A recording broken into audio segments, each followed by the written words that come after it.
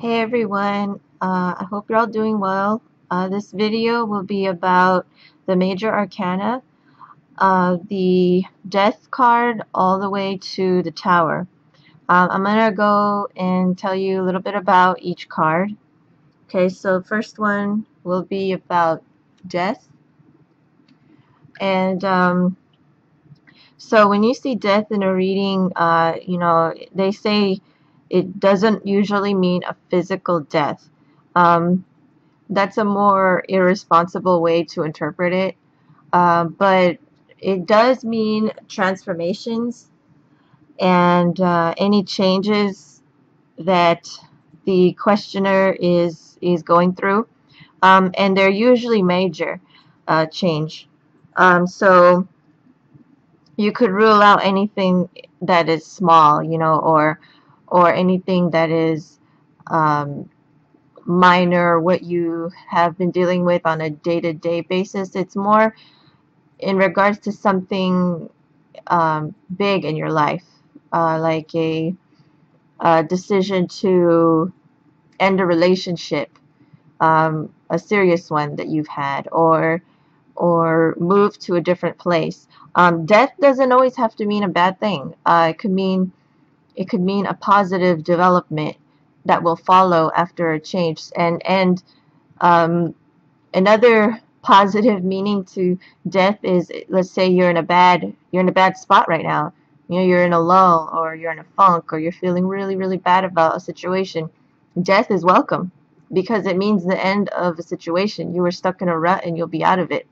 So, I mean, if you look at the picture, you'll see you'll see there's a skeleton. It's supposed to be Azrael, riding on a white horse. So that indicates the beginning. As the flower on the flag also means that as well. But you see the people, they're dying, but the white rose is supposed to indicate a new beginning. So usually when you see this card, it is welcome. But in the beginning, when we go through our transformations, we don't always welcome these sorts of changes, right? It's hard, and I feel death does acknowledge that. But the good thing about death is it's a more gradual change, and that also could be seen as a good thing. Now, sometimes, unless you're really, really sure, I would not interpret death as a physical death, but there are times where it will come up to actually mean a physical death, and you're gonna have to look at the surrounding cards. If you're, say, asking about somebody's health, and you see death maybe surrounded by the Five of Pentacles, which means illness. um, it might be safe to say that death could follow, like a physical death. But I usually, in my readings, I tend to stay away from that unless I intuitively feel that's what it means. So you have to use your intuition. You really do. Otherwise, um, I heard that if you don't use your intuition, if there was always the one meaning to every card, and if it was all one size fits all, you could basically get your fortune read by a computer. So okay, so I'm gonna move on to the next card, and that is Temperance. Okay. Now Temperance is about moderation. Usually it could even stand for alchemy. Now in context to relationships, this is a really good card to have because it stands for harmony. And I usually interpret this as a very calm energy.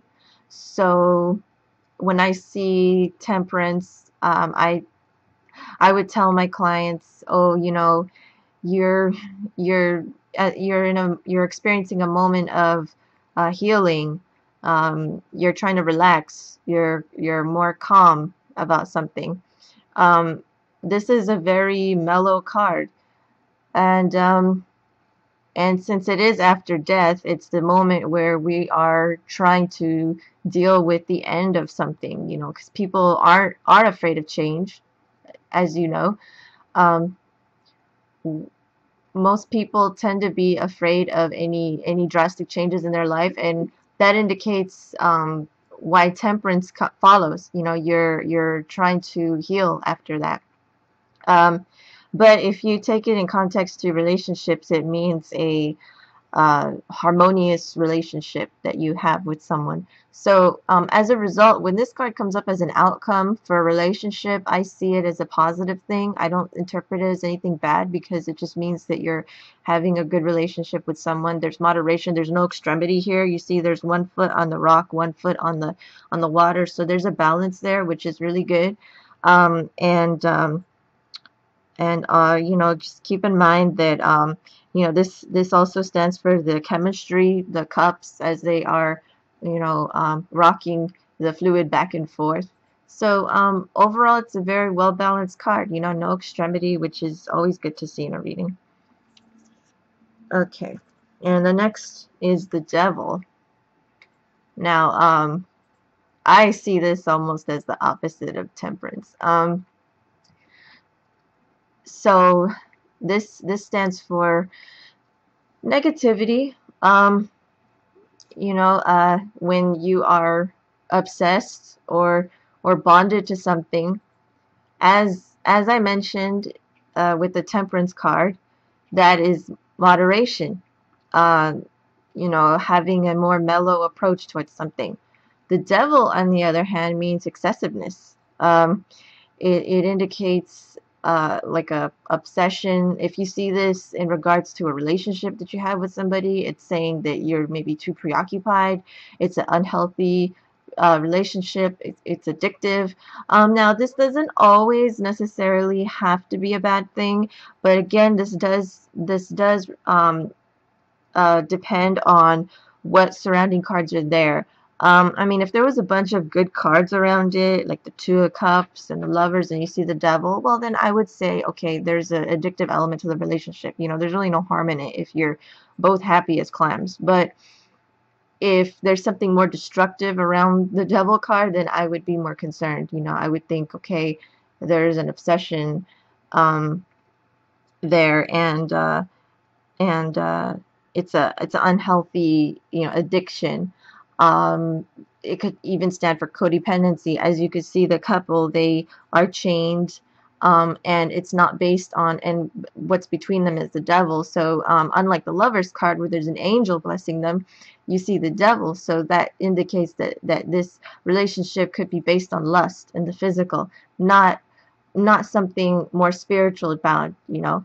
Um, Basically they say it's not a kosher relationship. So yeah, so that's basically the meaning behind the devil. And I just wanted to add, notice that it's 15, 1, 5, and if you add that up in numerology, that's a 6, which is equal to the Lovers card. So you know, this comes back to symbolizing the dynamic of a relationship you have with somebody.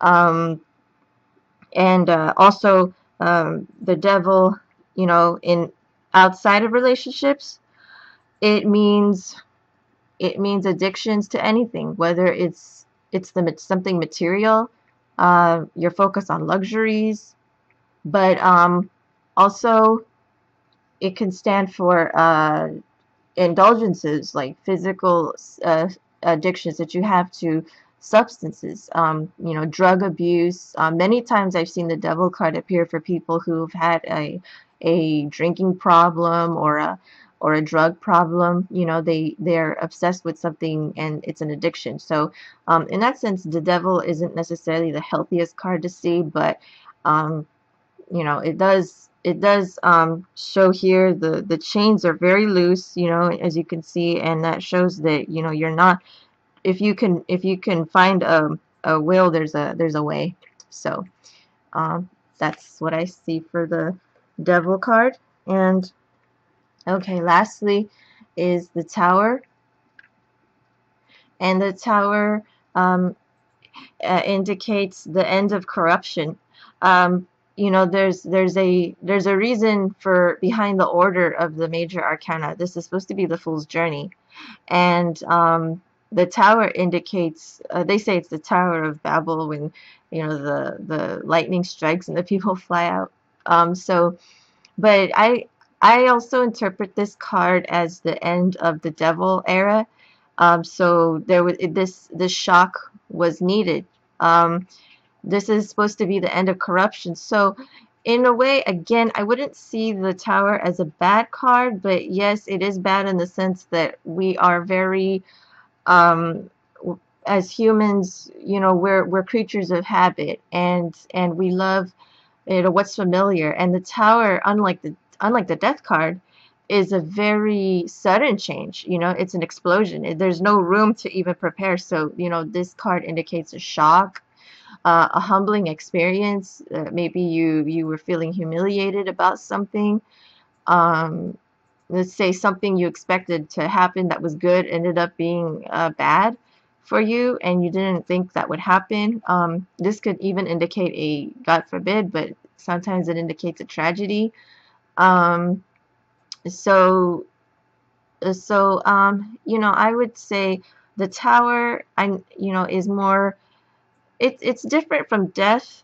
It has a lot of the same meanings as the death card. It's just like I said, it's different in the sense that you're not able to um, be prepared for the change. Like, for instance, if you see the death card, I would say you would pretty much know the change is coming. I mean, it's more gradual. You're not having a good relationship, and you could tell that your relationship isn't going to last. And if I tell a client that you're not going to last with your boyfriend, for instance, and I see the death card, the questioner says, yeah, that's true, I believe it.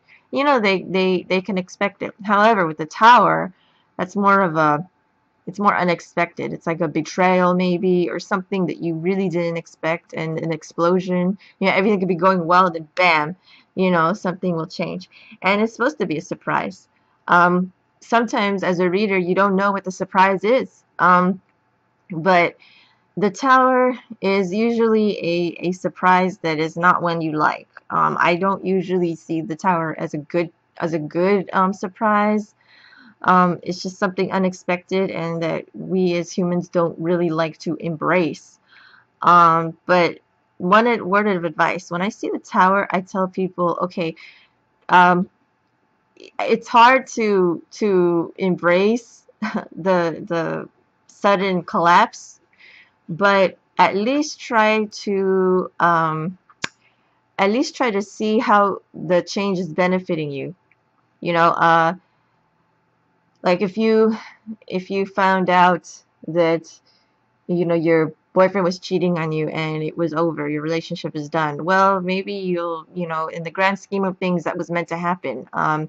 This was meant to be a time for you to learn more about yourself and how you handle, relationships. And so in the end, it's all the journey, but um, just see it as something that could possibly benefit you down the run, even if at the moment you can't see the good in it.